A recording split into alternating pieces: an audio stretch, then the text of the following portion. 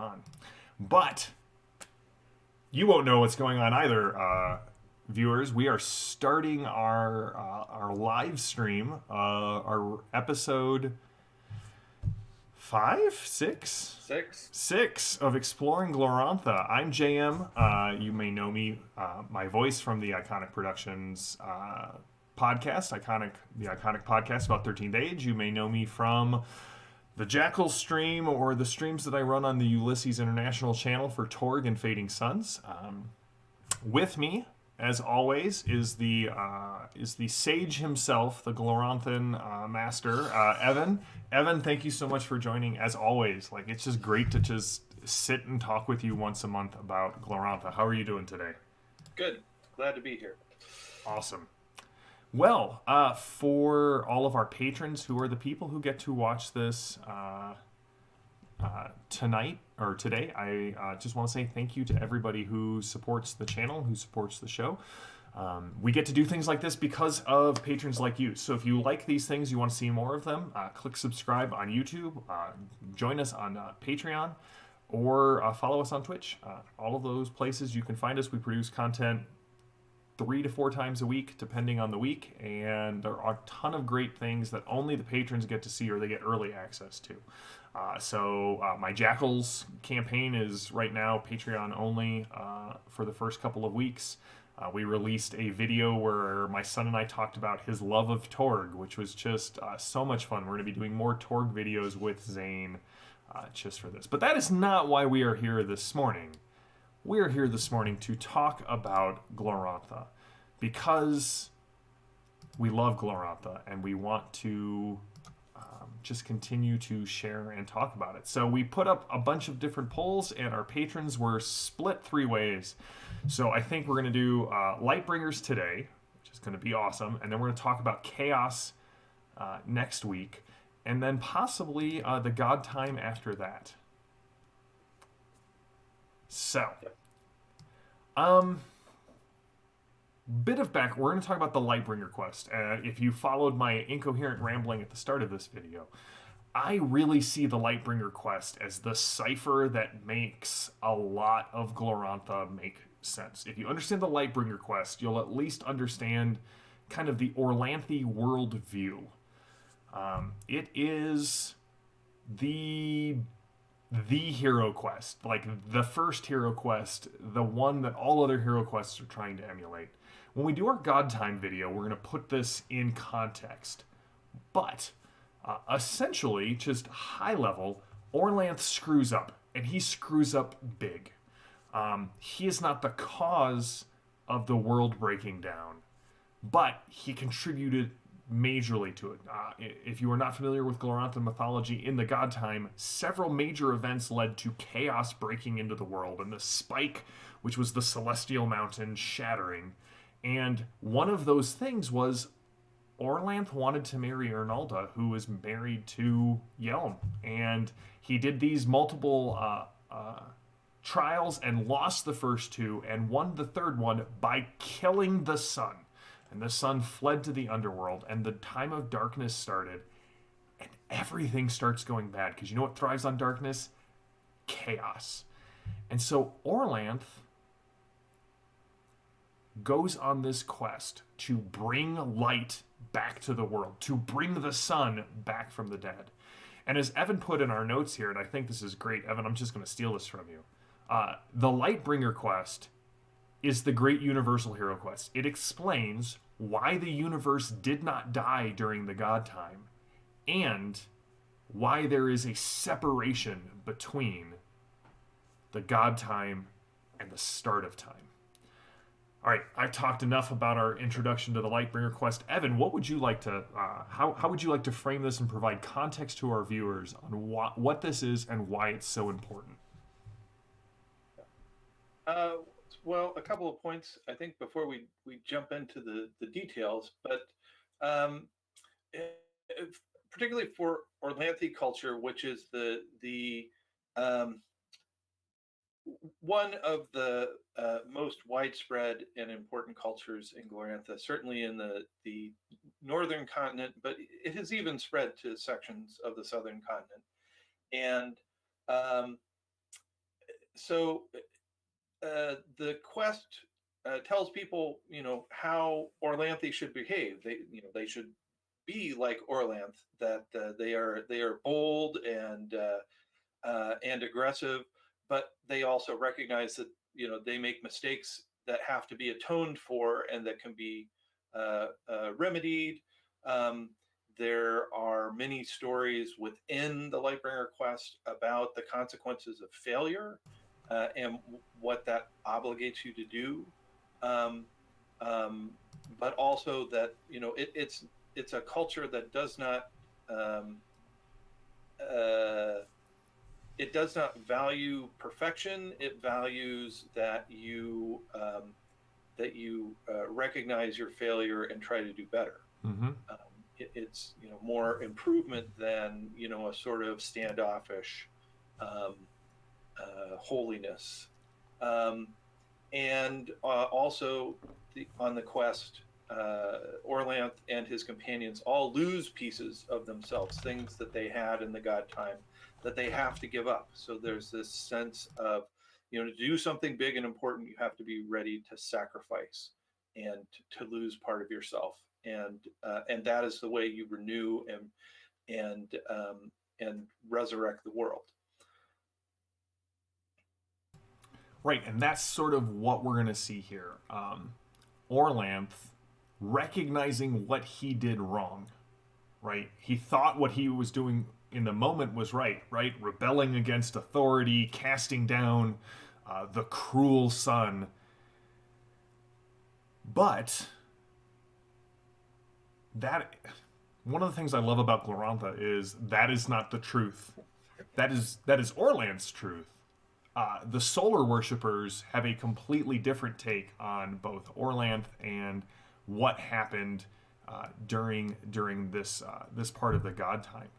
So let's get into our discussion of the Lightbringer quest. So the Lightbringer quest is important also because it introduces us to so many of the cast of characters in Glorantha.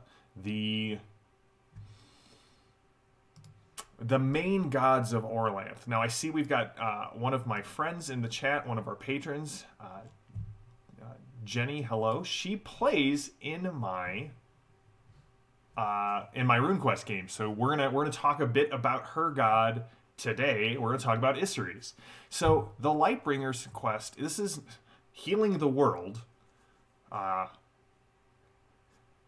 Feel like there may be some overflow here, Jenny, with It Gets Worse game. But healing the world is not something that one person can do, even if that person is the head of the Storm Pantheon. So it's not the Lightbringer quest, it's the Lightbringers quest. And so Orlanth goes on this quest to go to the Underworld to bring Yelm back from the dead, and along the way, he meets people of his tribe who are able to help him. So the first two are two of my favorites. There's Isseries, the talking god, the god of trade, the god of negotiation, the god of wheeling and dealing, the god you want on your side if you are going to negotiate with, the king of the universe that you just slew.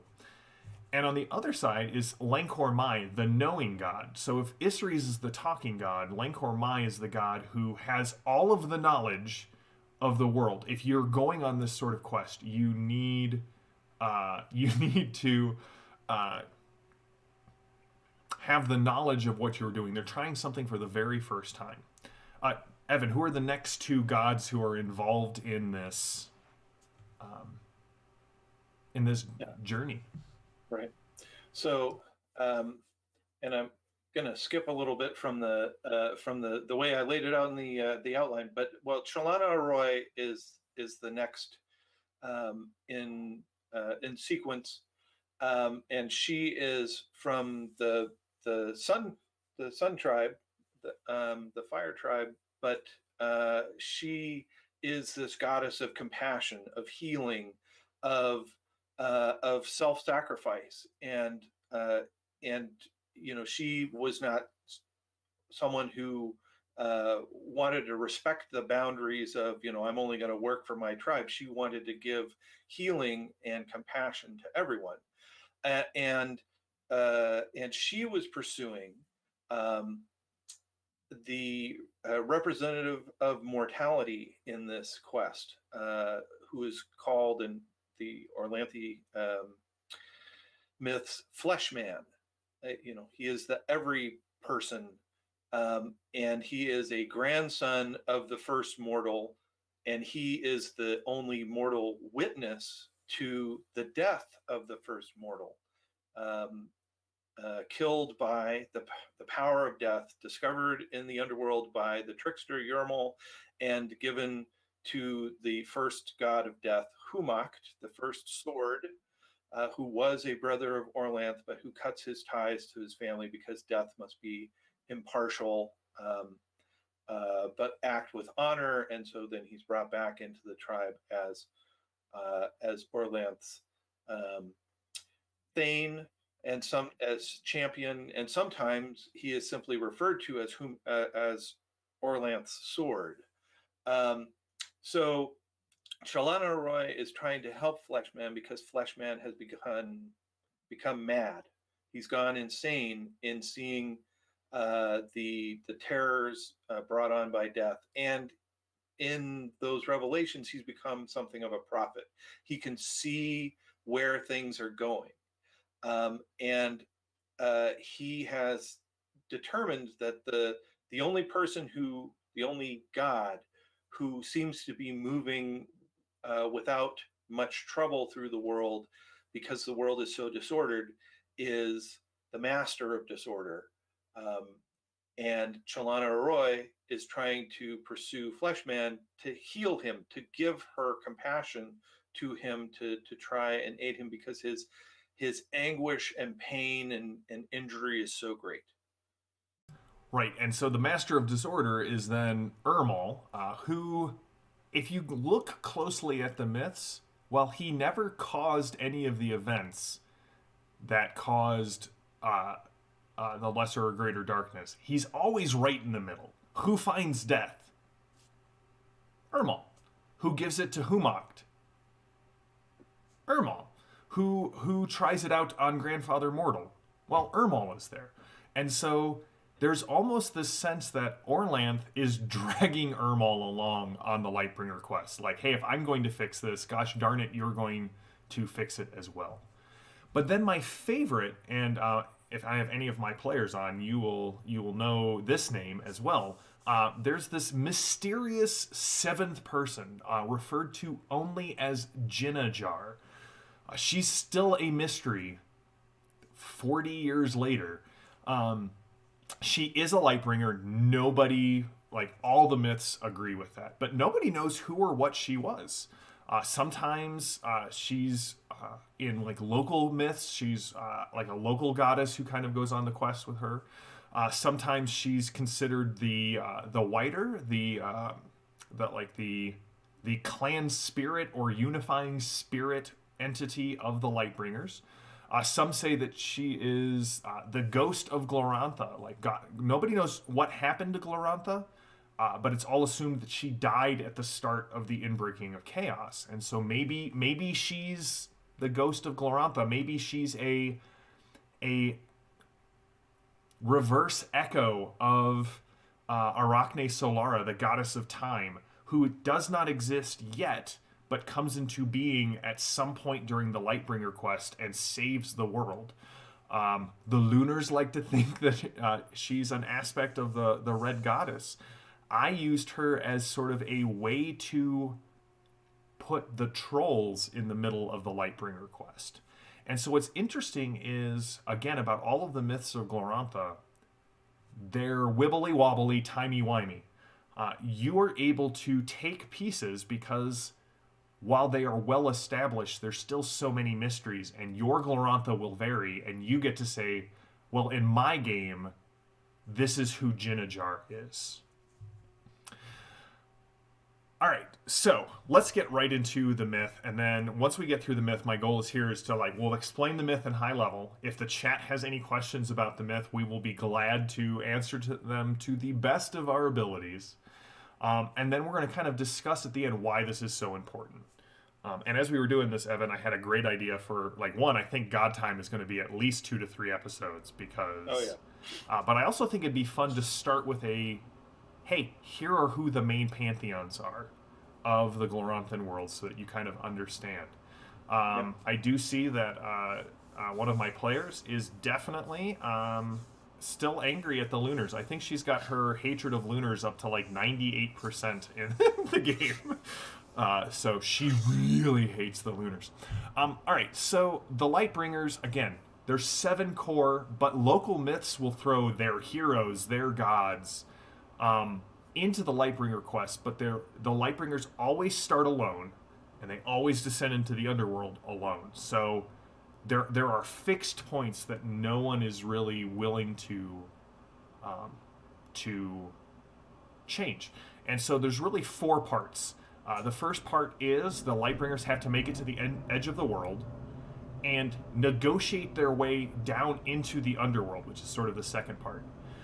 Then they travel through the Underworld, and there's just a lot of great little tidbits and myths that you could flesh out into a full session of a game. But then in the deepest pit of the Underworld, they confront Yelm in the Palace of the Dead, and they all go through these trials. And at last, they return to the Eastern Horizon and bring Yelm back. This is why in Glorantha is not a globe. It does not exist in a cosmos or a solar system. The reason the sun rises and sets is because every day it goes on the journey from the mythic time, where it is slain, descends into the Underworld, the Lightbringers come, and then it follows the Lightbringers back up into the east and begins its track again in the sky. So, in case you are in academia, Evan and I both are self-proclaimed academic nerds. We will be citing our sources. So if you're wondering where we're pulling all of this from, the amazing novel, I can't even really call it a novel, the amazing short book that is a archaeologist compiling of multiple different things like traditions and stories from the Third Age that are being reviewed in the Fourth Age, the King of Sartar. There's a great book that you can purchase on Lulu. I think you can get it through Chaosium, at least on PDF, or it's on DriveThruRPG. The book of Heortling Mythology, which is sort of it's a little dubious on its canonicity at this point, but it's Greg Stafford's compiling of his records of the Heortling mythology. And then always we're pulling from the Guide to Glorantha and the Glorantha Sourcebook. Again, if you need a very easy yet comprehensive way to dive into Glorantha, the Sourcebook is where I would start. The guide is the for those who wish to get a doctorate in Glorantha. But Evan, why don't you walk us through the Westfaring, the journey to the edge of the world? Sure. So we'll try to do this at a high level, but Orlanth begins at the hill of Orlanth Victorious. He determines that the world has to be set to right, and realizes the wrongs that he has contributed to getting the world into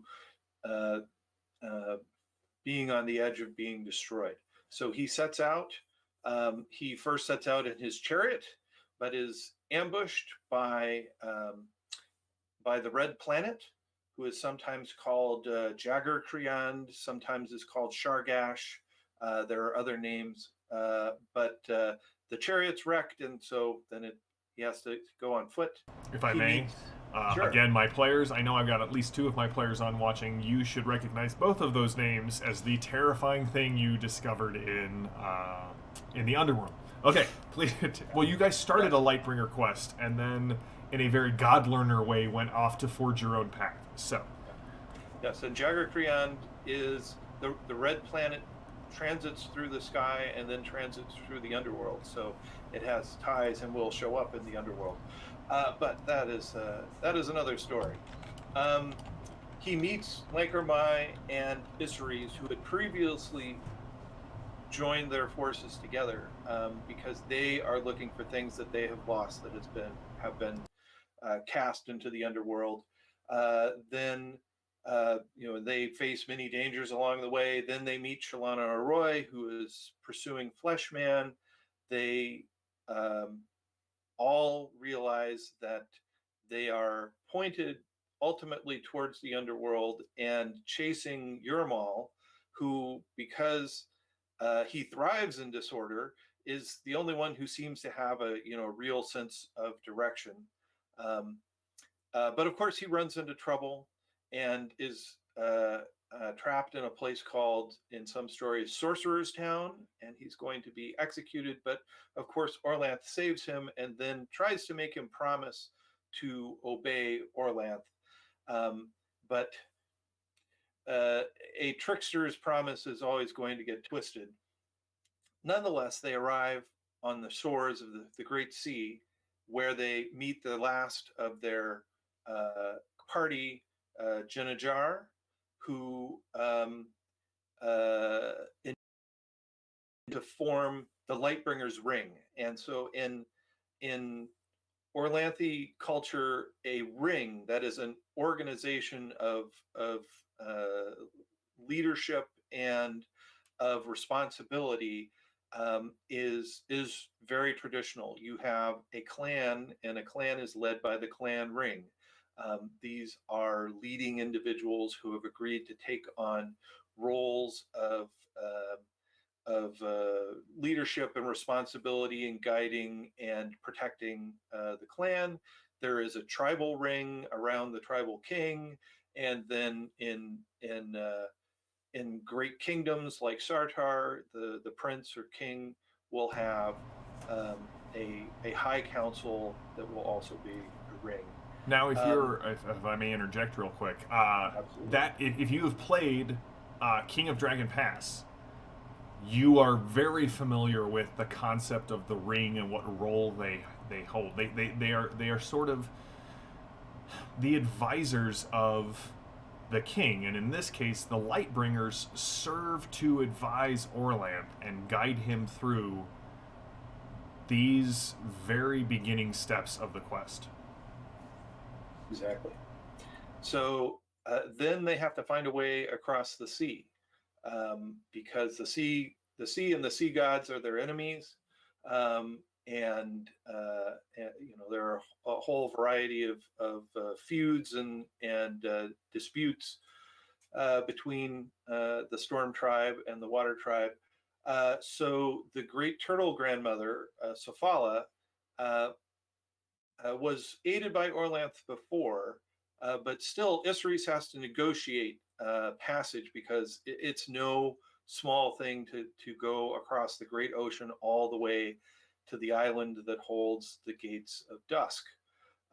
But this is accomplished, and then there are many dangers crossing the seas, but each of the Lightbringers, at least each of the known gods, have known stories of how they are able to overcome these perils, and they arrive at the utmost east, which is known as Luathela, and it is inhabited by a race of purple-skinned demigods called the Luatha, who, if you consult the Guide to Glorantha, are still around, and they're really dangerous. There's a huge fight. They are the enemies of Orlanth, but Orlanth again leads his party to victory. They are escorted to the Palace of Dusk, which is inhabited by one of Yelm's daughters, who has sworn vengeance on Orlanth. But she's terrified of him as well, because she knows that he is far stronger than her, and the only thing that she wishes she could do is cast him into the underworld and lock the gates behind him. But she knows that she can't attack him because he's too strong, too well armed, too well advised. So she lets him speak, and he says, "I would like you to cast us into the underworld and lock the gates behind us." And she is overjoyed. and she does just that. She says, "Go right in," and thus they have made their trip from the west into, or sorry, yes, they made it to the uttermost west rather than the east. My confusion there, but anyway, the Gates of Dusk at the far west. Her people, the Luatha, lock the gates behind them, and they proceed then into the underworld. Yeah, and so then we get into the Underworld, which is really, I remember reading the Lightbringer quest for the first time, and it just captured my imagination. So basically, along the way, as they're making the long descent down to the Palace of the Dead, each of the companions has kind of two special places, right? There's this moment where they alone had the secret knowledge which allowed them to succeed at something. If they hadn't been willing to give of themselves, they would not have been able to complete the quest. So they had this moment where not only did they get to shine, but they had to give up something of themselves into the world and share with Orlanth. But then they had this moment of failure where Lancor Mai, he encountered something he didn't know, and Isseries met someone that he couldn't talk to, and Chalana Roy met a wound that she couldn't heal, and Ermal had to do something like orderly. And there's this point where not only did they each have the height of their myth, where they did something that no one else could do, but they had a moment of abject failure where it was only by relying on everyone else that they could push through. If you follow Quest Worlds and if you enjoy Hero Quest, Quest Worlds, this is sort of one of the places, I think, that Robin Laws got the idea of the story beats, where the DNs of tests increase every time you succeed until you fail, and then they reset. Because in stories, there are moments, like in role-playing games, sometimes we want to always succeed. But I know from my RuneQuest games, some of the most emotional, some of the most epic moments come in the moment of failure and what comes after. And so I love that about Quest Worlds. So they followed the trail of Yelm's blood again, which don't eat the trail of Yelm's blood might be something that we should impart to my players. And they arrived at Caldor's Gate. Now, Evan, do you want to explain a little bit about Caldor's Gate? Yeah. Well, I can explain some, and I would also mention, in terms of a resource for Quest Worlds, Hero Quest, in Sartar Kingdom of Heroes, there is a very detailed description of venturing and using part of the Lightbringers quest to go into the Underworld and the Underworld portion of that. And I would definitely recommend that as if somebody really wants to explore the ideas. That's another great resource, and there are a lot of game-related suggestions, which you can either use Quest Worlds, or they give you enough to adapt them to 13th Age or RuneQuest. I think if you put a little work into it. So Caldor's Gate is the great inner gate into the Underworld, and it is guarded by two horrific monsters, Kaldar and Sinjata. And it is impossible, or virtually impossible, to overcome both guardians together.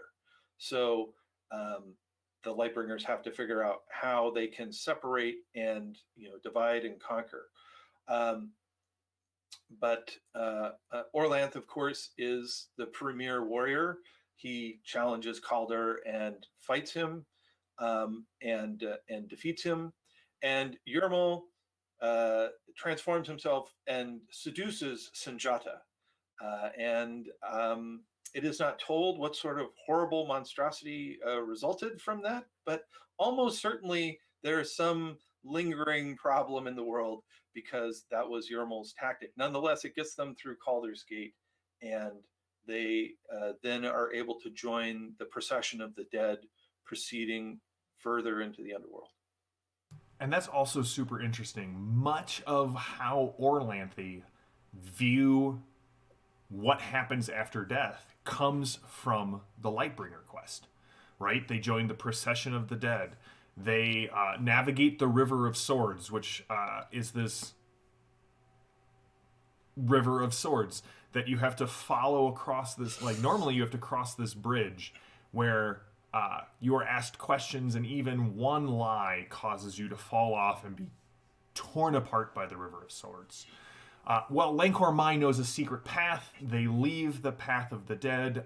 Isseries negotiates with the ferryman to cross the River of Swords, and they're just continually moving not just into the underworld, but further away from the land of the living into the land of the dead, where Yelm, they will discover, is now the king of the dead. He sits rotting on the throne of the dead. It's also why the trolls hate Yelm so much, because they were just living their life, loving being in the darkness of the underworld, and then some guy named Orlanth killed Yelm, and the sun came to the underworld, and that's why the trolls are on the surface now, because having a son in the underworld is not great.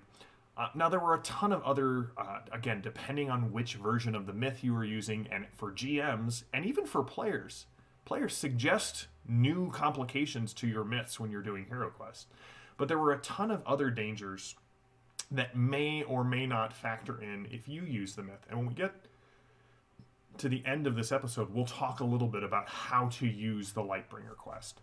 But things like Jolsadar, the Brain Flayer, the No Man Plains, Who of the Nine Silences, which is just the greatest name in all of this myth. And among others, I like Geralk Dolgbar, the Chaos Wolf, who, again, my players have intimate familiarity with. And then they arrived at the Obsidian Castle, where the only Old One... I'm going to try it, Evan. I'm going to try it. Ezken Keko. Yes! Ezken Keko, the only Old One, who is... how would you describe Ezken Keko? So he is the son of a troll god, Arganagar, who is the god of surface darkness and trade and communication, sort of a parallel to Isseries for the darkness creatures, and of the earth goddess Esrolia.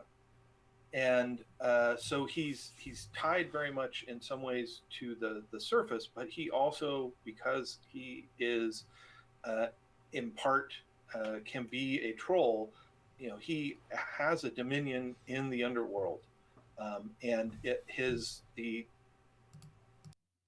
until early in the Third Age, he had an obsidian glass palace that resided on the surface world and reached all the way down into the underworld. And it's another story as to how things changed. But at this time, in the time before time, he was great and powerful. And he was not necessarily hostile to the Lightbringer's quest. Actually, kicking Yelm out of the underworld, would be a good thing. Right, except for the fact that Ermal seduces the son of the only Old One and kills him. And so hospitality, which is a huge thing to Orlanth, is broken. The only Old One casts Orlanth into the pits. The other Lightbringers are scattered, and it's up to Ermal to recover him. Or recover them and bring them back together. And this part of the tale reminds me a lot of Dante's Inferno. So Lancor Mai is still as the dead, and Ermal makes a bad smell that forces him to move again and start thinking mainly about getting back at Ermal, but it's enough to kind of kickstart his brain. I was like, if you have read Dante's Inferno, you know there are demons who play butt trumpets. And so this sort of makes me feel like Ermal passed gas next to Lancor Mai to get him moving. Isseries was standing motionless, unable to move, and so Ermal pushes him over and starts getting him move again. Shalana Arroy hurt so badly by a demon who was unmoved by her kindness, healing, and compassion that she couldn't even find a way to heal herself.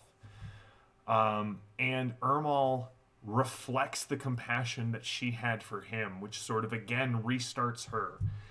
And Orlanth is alone, without his companions, without any of his powers, trampled to dust, empty of the spark of life. But Ermal stole some of the light from the Red Planet's secret purse. And he gave Orlanth this. And this is actually kind of the start of the idea of Ermalites being outside of the Order and Orlanthi taking on the responsibility for them. Because disorder has its place, but it must be subjected to the rule of the king. And finally, Fleshman was slain for a while, but that didn't actually stop him. He just kept moving towards the Hall of the Dead. And those tracks are what Ermal finds and allows them to get to the Hall of the Dead. Which is the big, like, the climax of this myth is what happens in the Halls of the Dead. And as much as I want to share this is I'm gonna turn this section over to Evan and just sort of jump in, because there's so much happening here that is just so emotionally charged for Orlanthi and players in RuneQuest and people who've just fallen in love with the world. Evan, Orlanth and Yelm finally confront each other, Slayer and Slain, King and Emperor, living and dead. What happens? So, of course, they find the halls, and there is this strange sound, almost as of merriment, and Orlanth strides in, king that he is, and is met by the guardian, King Griffin, who in life Orlanth had killed. And he says, who is being so merry here? And the Griffin tells him, it is the laughter, the desperate laughter of the dead. And, Yelm does not wish you to be here, murderer. And Orlanth basically says, get out of my way. I killed you once. It would be no problem for me to kill you again. I didn't come here to talk to any servant. Yelm, of course, is rather cool for a sun god to Orlanth's approaches. Of course, the court is filled with the dead. Yelm's 294 judges, all dead, all crawling with worms. He is sightless and ruined in his dead majesty. All the other gods are dead. Orlanth's kin, Orlanth's victims, other gods that he may never have exactly encountered, all there imprisoned, and the world above them is ending. Orlanth makes a bid for friendship. Yelm makes a demand for atonement. Orlanth makes a demand for recognition. Yelm makes his requirement of proof. So let me just interject here. So this demand for recognition, this is the core of the conflict between Yelm and Orlanth, right? Yelm, and we do our Pantheons episode. Basically, when Yelm comes into existence, tell me if I'm right, Evan, it goes darkness comes first, then water, then earth, then sky. And essentially, everything is perfect at that point, but perfect and unchanging. And Orlanth's father is born and basically lifts the sky up from the earth to create this realm called the Middle Air. The Storm Pantheon is born from that. And yes, it's the first thing that kind of starts, it's the first stutter step in the perfection of the world. And it causes changes that eventually lead to this time of chaos. And it should be pointed out that while the Lightbringer quest is going on, Evan alluded to it, The battles of I fought, we won are going on, and the world is losing. Chaos is breaking in, and everything the gods have established is going to dissolve back into the primordial chaos. And so Orlanth, Yelm never really recognized the middle sky as an actual part of creation. And so a lot of Orlanth's deeds are this kind of crude, because in the emperor's eyes the Orlanthi are crude compared to what he had in place, attempts to get the universe to recognize his authority and his tribe's right to exist. And so that's when he demands recognition. Yelm's requirement is proof that you are worthy of this. Sorry, Evan, just wanted to go off on a no, that's absolutely right. So following the requirement of proof, Orlanth makes his promise for the future, and Yelm makes a demand of trial by combat. And so then these countering proposals play out somewhat in reverse order. So the trial of combat starts first.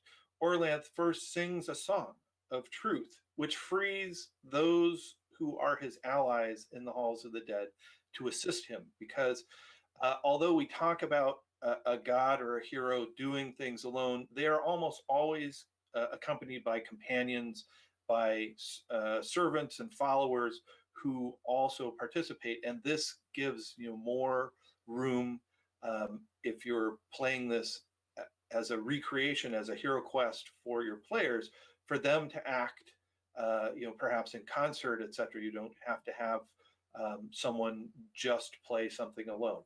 But the trial by combat is a battle against the keepers of the underworld, those monsters that are imprisoning everyone. And Orlanth, of course, goes out and squashes them, but only because he had the help of his allies. He then makes his promise for the future and says, there will be a future. And Yelm says, yeah, and that the future will be like the past. There will be things from the past present, and existing in the future. And Yelm says, well, which past? Because, of course, he sees the past in one particular way, which is distinct from other views. And Orlanth says that all of them will be in the future somehow. which allows us to have our changes, right? It allows the beautiful phrase of Glorantha, of your Glorantha will vary. Evan, you and I have been gaming for a while. I think we've both hit the canon lawyers, which are a subset of the rules lawyers. Well, actually, Elminster would never have done. No, in Glorantha, at the start, Greg turns the keys of the kingdom over and says, change whatever you want, because each version of the game is its own echo of the myths of the game. And that when we're playing them, there are retellings of the myths of the game. And as Richard has explained, the myths that power the various cultures and societies throughout Glorantha are contradictory, and they are all true. So again, Orlanth, says that he's going to make this happen, that all pasts will exist. So then he has to face the requirement of proof, which are 3 searing baths, a bath of fire. Makes sense. He killed the sun. Fire is the great power of the sky. But then the bath of hatred. Every factor of hatred, of every offense that he is inflicted on others that have made them hate him for his arrogance, for his violence, for his very being. And finally, he must pass the bath of truth, another great power associated often with the sky and Yelm. That is, can Orlanth face the truth about himself? That he is not perfect. He is a god, but he has failed and he has done wrong. And finally, Orlanth emerges. Because of prior experiences he had, he is able to withstand that. if he had not both been capable of change on the surface world, and also gone adventuring and done preparation, he would have died. But instead, he emerges, and he does emerge changed. You cannot go through the requirement of proof and stay the same. You have to make realizations about yourself. But he does emerge, and at that, Yelm recognizes Orlanth, and Orlanth in return atones for the wrongs that he has done against Yelm, and acknowledges that Yelm has majesty and power, and that he has a way of life which is worthy, and as long as it does not interfere with Orlanth's, because that is what Orlanth wants, this recognition, and that he has validity, and that Yelm also has validity, and that they will each have their own realms. And then Orlanth makes his bid of friendship, which is not required. Everything that was needed to bring the world, for them to step forward to recreate the world, has happened. But Orlanth takes one more step and says, and let us be friends. And it is not required, but life will be better if there is friendship between the king and the emperor. Many gods support this and intercede to try and persuade Yelm. Yermal says, hey, let's not bother. But Yermal is overruled, and friendship is proclaimed between Orlanth and Yelm. And then you would think, oh, it's over. We're, success. All you have to do is go back home. But there's more. There's more. And so the dangerous return step starts, because the gods are there talking for the first time, and they notice Arachne Solara for the first time. She is this spidery, drider sort of looking goddess who, again, could be the reincarnation of Glorantha. It could be Glorantha's presence. We don't know. But also interesting, Jinnajar disappears from the story when Arachne Solara shows up. And so all the gods agree that they could make a new future, the one that was promised by Orlanth, but they do this thing called the Cosmic Compromise. Basically, the gods will continue to live in a static god time. The god time will be forever separated from the world of Glorantha. The gods will continue to exist in the roles and the ways that they did, but time will start, and the world will be remade, and Arachne Solara starts constructing this web. At this point, Whackboth the Devil, just the most metal name, arrives in hell. And then depending on your culture, like the Praxians are like, this is Stormbull and the Block killed the devil, and that's why he's in hell. Some say that, I think it's the Lunars, right, that say Shardash kind of kills everything in the world at this point to cleanse it. Others were like, no, we lost everything. Whackboth killed everything in the world. And the gods use this net to capture the devil. And so the devil in Glorantha is the incarnated form of chaos. It's not chaos breaking into the world. It's something worse, because this is chaos born in the world. And so basically Arachne Solara, in a very spidery thing, sucks Whackboth dry, takes all of his vital energy, and then takes the net and sort of tricks the gods. The net is used to capture Whackboth, but it conceals the birth of her child, the child called Time, the living embodiment of this promise that the gods make. And so then the gates of dawn open, and the gods march out back into the middle world. Arachne Solara kind of gathers up all of the broken pieces of the world. Time is reborn. The Mostali rebuild the gates of dawn. Yelm comes into the air, or into the sky for the first time. Orlanth fills the air. Ernalda reoccupies the earth. Magasta returns to the ocean. Subre revitalizes the underworld, and Orlanth and Ernalda embrace, and Spring, the goddess, is born. And so then this is how time starts and history begins. So think of the Lightbringer quest kind of as the tail end of the creation story because then the first age starts. Now, I know we just covered a lot, but there's just a little bit more before we get into how to use this, and we're going to cover this quickly because we're coming close to our hour. But Arcat is the first time this hero quest is used, and the first time mortals attempt hero questing is when Harmast uses the Lightbringer quest to bring Arcat back from the dead, much like Yelm was brought back from the dead. He is the first person to understand that he could use, as Evan said last time in our Hero Quest game, our Hero Quest episode, that Harmast is the traditionalist. He's like, if I follow in the paths of the gods exactly, maybe I can return to the world, like Arcat to the world, like Orlanth returned Yelm to the world. And then Arcat, go back and watch our last episode, is the innovator and goes, excellent, now that I know how this works, let me just rip it apart and take what pieces I want and forge these new paths. Kalir Starbrow, her Lightbringer quest ends in failure. I mean, it's just heartbreaking, and it fails in such a way that Kalir is wounded essentially, and then dies in the Battle of the Queens because of this.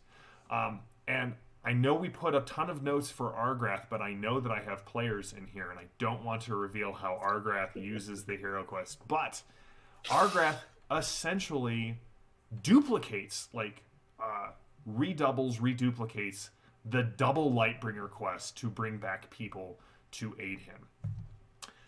So, and that happens forward in the timeline from where the current rune quest, for example, starts, and certainly outside of the Chaos Rises period in the 13th Age Glorantha. And far past the Sartar Kingdom of Heroes setting, which is sort of even earlier than when RuneQuest starts. That's right. But it is when things get really desperate. Argrath, who has been preparing for years, says now it's time to walk the Lightbringer's path because things are really desperate, and the only way to turn things around is to emulate the Lightbringers and come back with a very powerful gift. So I can say how I've used the Lightbringer quest in my games, and then I'll turn it over to Evan to kind of give some suggestions to GMs on how, or players on how to use the Lightbringer quest. And that's where we'll wrap up. And again, I think next time we're gonna dive into the God Time. Probably 3 episodes discussing the myths that led up to the birth of creation. But I like using the Lightbringer quest in really sort of 2 ways. The Lightbringer quest kind of stands in my mind as, again, like I've said multiple times, this cipher for understanding the Orlanthi and how they view magic and time and reality. So I like to use the Lightbringer quest anytime the heroes need to get something very powerful to aid them in whatever quest or adventure they're doing. You can highlight just certain parts. You could run through the whole thing over multiple sessions, kind of creating different stations. And if you haven't read 13th Age Glorantha, Rob and Jonathan do an amazing job of describing myths as dungeon crawls, which I think echoes back to the original F20 experience of the dungeons being the Underworld. But journeying on the Lightbringer quest, allowing each player to take on a role of one of their gods, it adds something to the mythic nature of the game. But I also use the Lightbringer quest as a starting point. So if you followed our whole narrative here, there are points where the Lightbringers step off the natural path and forge something new.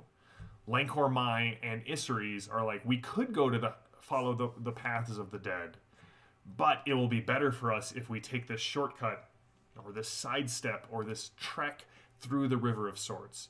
This is how I used it most recently in my RuneQuest game. The players needed to create a connection between Chalana Arroy and the trolls. And so they went on the first part of the Lightbringer quest until they started to see troll country off in the distance, and then they left the path and forged something new. This would be the RCAT way of viewing hero questing. Evan, what advice would you give to GMs or players in using the Lightbringers quest in their game? Yeah. Well, so the full Lightbringers quest, we are told, is sort of a culmination. That only a great hero is going to do the 16 stations, which we are told in King of Sartar is the traditional way to do it, but it is incredibly difficult, and you have to spend years preparing yourself by doing other build-ups quests. And certainly you could build a whole campaign around doing everything you need to prepare to ultimately go on hero quest, and the focus might be on an organization, a clan or kingdom doing this, because probably many characters are going to die along the way preparing for this. So you could design a whole campaign around needing to eventually save the world, or save a kingdom or portion of the world, doing the full Lightbringer quest. And of course, that would allow you to bring a great deal of creativity, because of course, not everything is told and not everything has to be the same. And some things are going to be metaphorical, and you can play around with that. See our Hero Quest episode. The other way is that rather than doing the full Lightbringer quest with a sort of almost end of age change in the balance, is that you take sections of it, portions of it, and distill it down, and insert it into other situations, such as maybe you need to be able to go on a great voyage across the sea, and not just a physical voyage, but a voyage that will prepare you and allow you to interact with the great spirits and gods of the ocean. And so then you could take the sea voyage portion of the Westfaring, and introduce some of the lead ups to that. For example, gaining the friendship of the grandmother turtle, and other preparatory steps, so that then when you actually have to go to some very difficult to reach ocean destination, you can invoke that portion of the Lightbringer's quest, and face those perils and reap the rewards that may be available, and then arrive with the power and the experience of having delved into a chapter of the Lightbringer's quest, and then go on to forge ahead. And so there are a couple of different ways that those sorts of how can I slice off a piece, in both the Guide to Glorantha and King of Sartar. They talk about the short Lightbringer's quest, which is what Kalir unfortunately failed at. But you could take a day or two as it describes what happens in the ritual, and the segments, and read that together with the overall description of the myth, and forge sort of a section, and repurpose it towards a different experience, which is what they sort of model for us in Sartar Kingdom of Heroes, where they use the delve into the Underworld as a way to go and actually rescue a hero who is trapped in a lunar hell. And I have a character trapped in a lunar hell, and I wish somebody would do a Lightbringer quest and bring him back. But that's probably not going to happen. But if that is, I'm not responsible for that. um, hmm. uh, and yeah, I have only myself to blame. In any case, taking those segments, it can really allow your players to interact with the world and the spirits and gods, and give you a reason to do this sort of deeper storytelling, and also hand out some pretty amazing rewards Mm-hmm. that can then allow them to fight that big boss, or achieve some very significant heroic thing, and it will take your game, I think, to a more epic level, A more mythic level. a more mythic level. Ah. Absolutely. Well, thank you to everyone who showed up. First of all, Exploring Glorantha, Evan, I don't know if you know this, is our most popular video. It's crazy. It's crazy. So just thank you to everyone who's been in the chat. I'm watching it. I appreciate all of the interaction. We will be back next month with more Exploring Glorantha. We're going to start going through the god time with the pantheons and kind of tell the story of the prehistory of Glorantha. And again, with a focus on how to use it in your games. If you guys want to see anything, I can talk. If you guys want to see us talk about anything on the show, please, please, please let us know. I am. We are always willing to talk about what you guys want to hear about Glorantha. So, again, thank you to all of our patrons. Thank you to our producer, JD. Please leave a comment if you like this. Let us know what you think. And again, thank you to all of the patrons. We could not do this show without you. We appreciate your support and all of your help. If you guys have not checked out our Patreon, please go to the Iconic Production Patreon. You'll see we have a ton of great rewards, up to and including games that we run where we invite you in. We've got a ton of great things. We're actually announcing a bunch of new rewards for our patrons in several days. So I don't want to spoil that. JD has all of that handled, but March 1st, keep an eye out for it. So until next time, please continue exploring Glorantha. I hope you've enjoyed this. Evan, thank you as always. I look forward to this because we just get to nerd out and talk about our love of this world.